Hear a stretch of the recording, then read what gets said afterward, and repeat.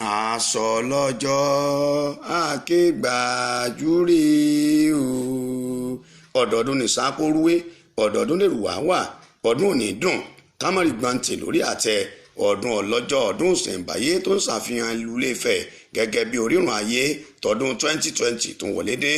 Ǹjẹ́ ẹ̀yin ti ń wá sọdún ọlọ́jọ́ tẹ́lẹ̀? Ǹjẹ́ ẹ̀yin fẹ́ wá fúngbà àkọ́kọ́? Ẹ má jẹ́ kán ròyìn ẹ̀ fún yín. Ọlọ́jọ́ 2020 yóò tún fa kíkì, yóò dùn bí àgbáyún ni. Mélòó la ó kà nínú àfihàn àṣà àtiṣe lásìkò ọdún ọlọ́jọ́?